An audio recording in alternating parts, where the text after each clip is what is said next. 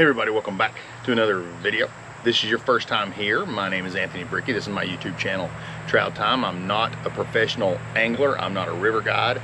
Just a guy who likes to go fishing in my spare time. Bring the camera along so you can see what I do and how successful I am.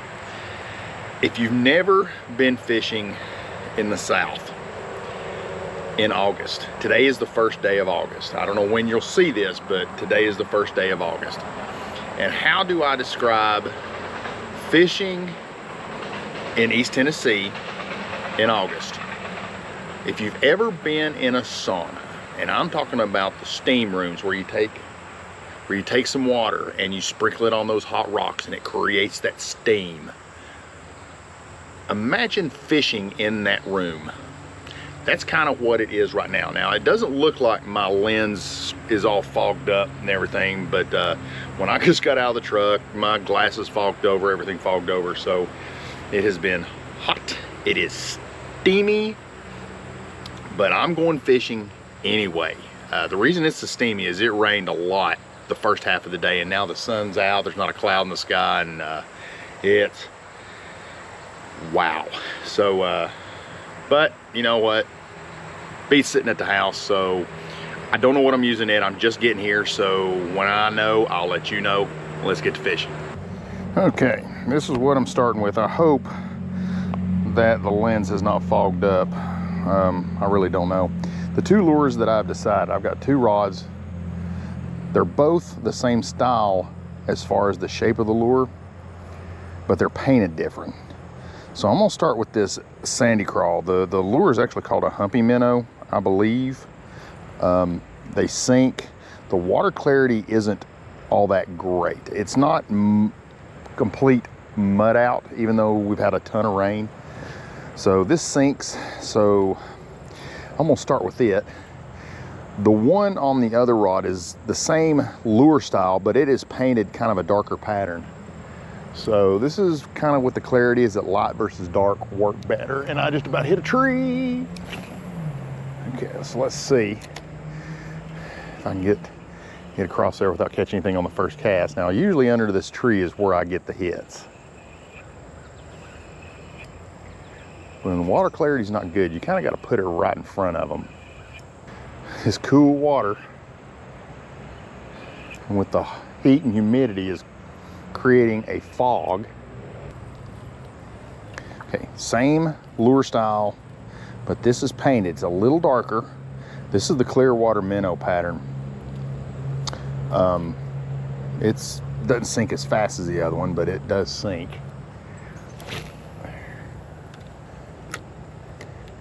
It's a little darker. I'm gonna start with these two. I've already got two in mind that I'm gonna switch to. Oh, that ain't get them in that daggone tree. That's my own fault. I'm in that stupid tree. I think I just broke off that lure. Dang it, that was my own fault. Yeah, I guess I'm gonna be changing lures faster than intended because, yep, I broke it off. Well darn. Gotta give a shout out to my buddy Davis. Came down here with his weed eater and cleared out some spaces for us to fish. Makes it a lot easier getting down to the water line right now. Davis, buddy, if you're listening, thank you so much for this. And we got a shaded area right here. I'm going back to the sandy crawl, and there's a deep hole right in here. And I don't know, 3 weeks ago, I guess, I caught a nice brown right here. I'm gonna see if I can get another, and if I can stay out of the trees. Good grief. Lord, me and trees. I wonder I didn't snap that one off. Lord have mercy. It's nice to be in this shade.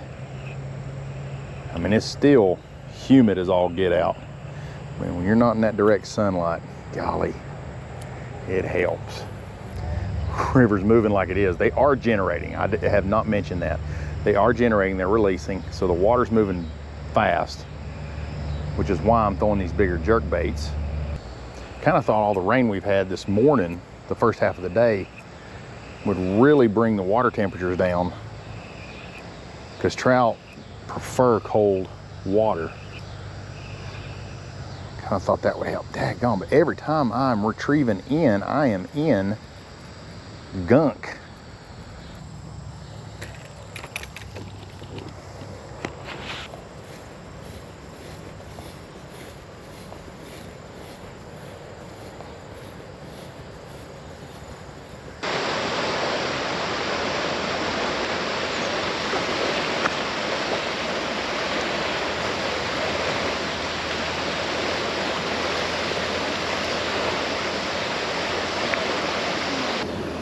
All right, this is my last stop before I call it a night. The humidity is getting to me. And if you think just because I'm from the South, I can be used to the humidity, that is a big fat negator. I don't like the humidity. So, this deep, fast water, this sinks. I'm gonna toss it through here. Let's see if something happens. Now, this tree right here, the last few times I fished this spot, right in this area is where my strikes have come from. I have got one out there, but we'll make a few casts with each lure here, and then I'm going to the house. Man, when it gets in that current, it really pulls.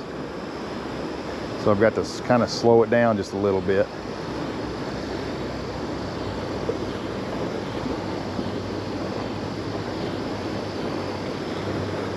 Yeah, I mean, it comes up out of the water. Oh, there we go. Oh, there's a good fish right there. Oh, wow. I told you right up underneath that, and I'm gonna have to take, he's in that current too. I'm gonna have to right up under that bank. And I'm right at the main current too. I'm gonna have to, hopefully I can get him without him breaking off. That is a good trout. I am on a streak of luck right here. Okay. I may have to boat flip him. Get him up on the bank here. Okay. Oh, stay in that pool right there. That's a good pool for you to stay in. All right. Big old trout. Big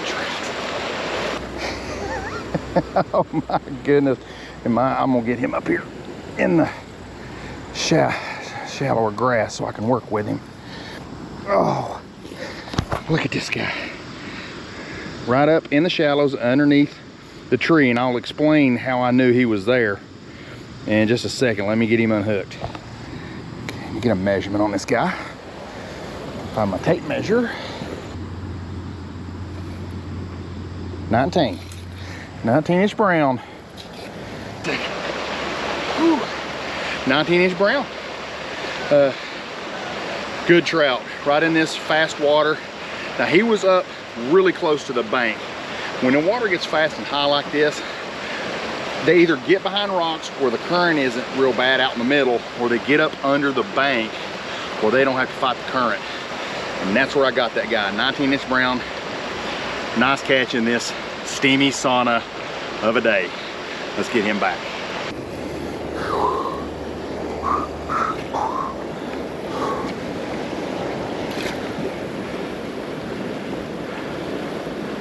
Whew. Yes. So right along this bank, up underneath there, up underneath these rocks and whatnot, and up underneath that tree, there are little holes created by muskrats, other otters and other things. So when the water's up like this, a lot of big browns will get up in there and just wait for the river to float things by them, or little small fish to come trying to swim up, and they just dart out and nail them. And that's how I caught him. There's a slow water eddy right there is really what I'm targeting, but I ended up landing one right here. Okay guys, I can't take it no more. This fog coming off this cold river, this heat up here and that cold water has created a fog, which is raising the humidity levels. I am sweating. And I've been doing this all day at work anyway. Normally it doesn't bother me, but it's starting to get to me now. I know I only caught the one, but it was a really nice catch. Remember, don't let high fast water keep you from fishing. Go fishing. And remember, they will get up against the bank up in little holes where there's no current and sit and wait. Fish the banks. Fish the middle if there's a big eddy out there behind a rock. Fish the bank. That's usually where they hide. Not necessarily hide, but that's where they get, so they don't have to face the, I cannot talk, the heat has gotten to me so bad. So I hope you liked this video. Give me a thumb up if you did. If you haven't hit that subscribe button, go ahead and do that now. Drink plenty of water. I'm going home. We'll see you on the next one.